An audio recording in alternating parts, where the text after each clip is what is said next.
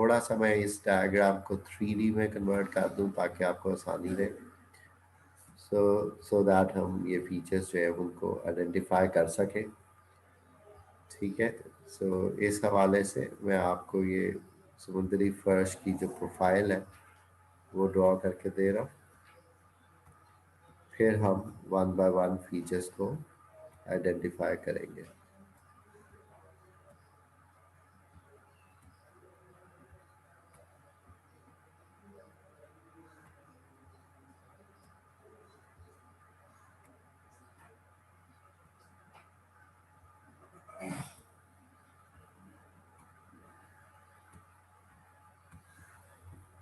Okay, सबसे पहला feature जो हमें नजर आता है वो तो सी शोर या समुद्री जो साहिल है जहाँ पे पानी और खुश्की आपस में मिल रहे होते हैं, ये कॉन्टिनेंट की सरफेस होती है।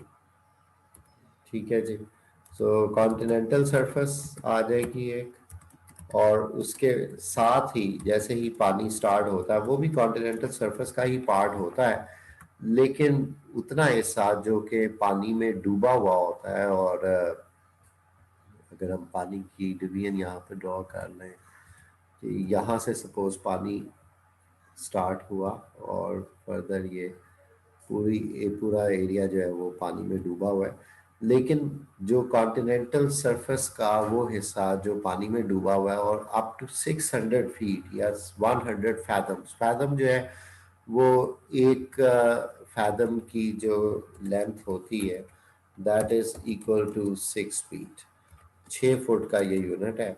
और ये समंदर की गहराई को डिटरमिन करने के लिए, मेजर करने के लिए यूज होता है। 2 गज के बराबर होगा या आप कह सकते हैं 6 फुट के बराबर है।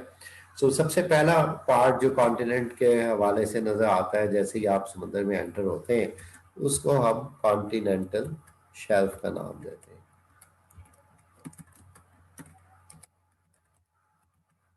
ठीक है, तो ये बेसिकली 600 फीट तक एक्सटेंड करता है, 600 फीट डेप्थ तक।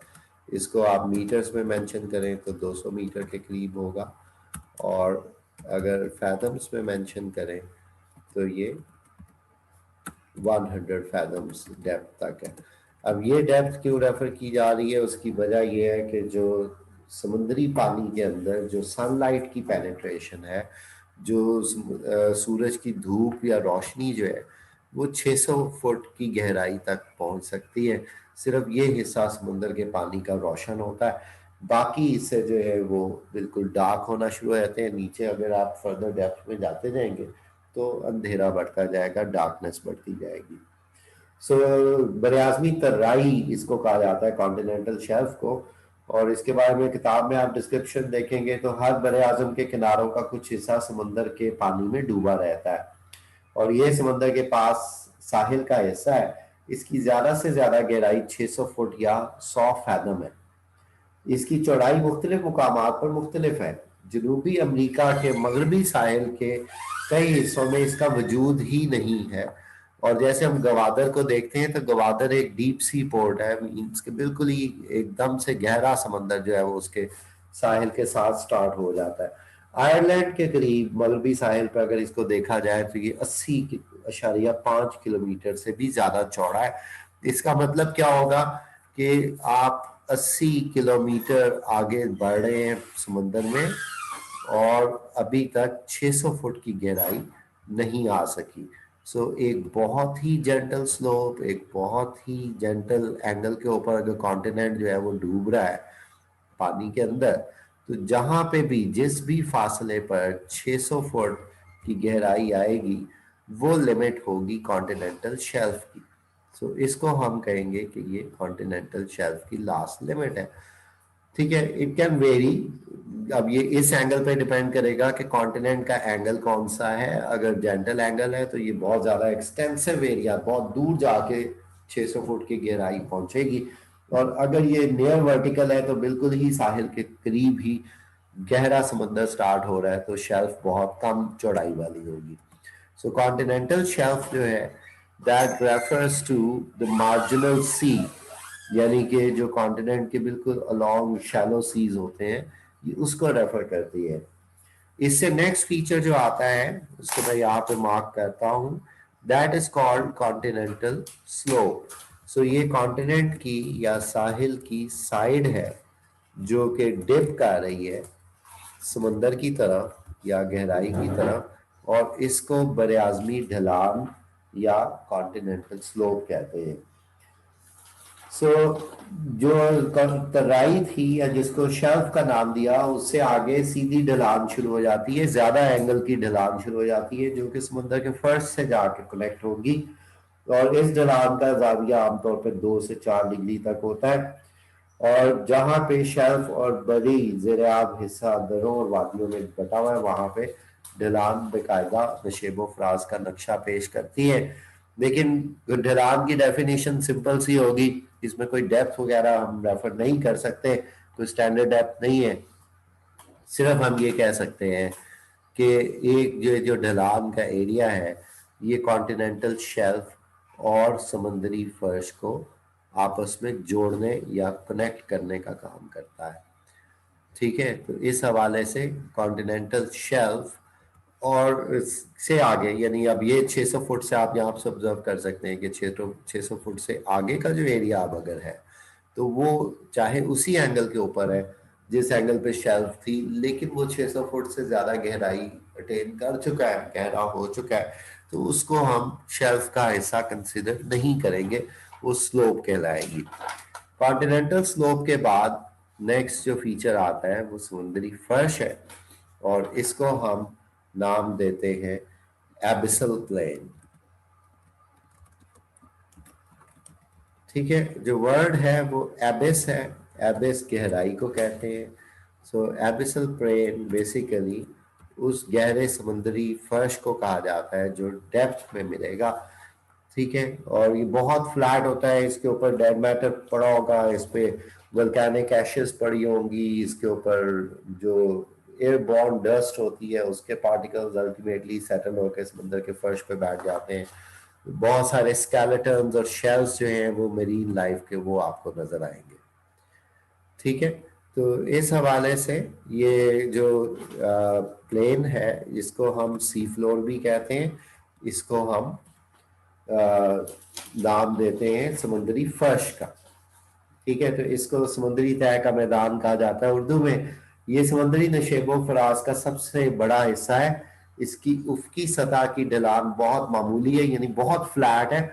इसकी सतह पे घोंघों के सड़े हुए बाकियात, हैवानाती और नबाताती मादे और हवा की उड़ाई हुई आतशी राख वोल्केनिक एशेस जो है, वो इधर इनकी तहें आपको जमी हुई मिलेंगी। उसके बाद गहराइयां हैं, डीप्स हैं, जिनको हम ट्रेंचेस का नाम देते हैं। सो यहाँ पे हम इसको मार्क कर लेते हैं कि वो ट्रेंच किसको कहा जा रहा है। सो दिस इज ट्रेंच, ये खाइयों की सूरत में है।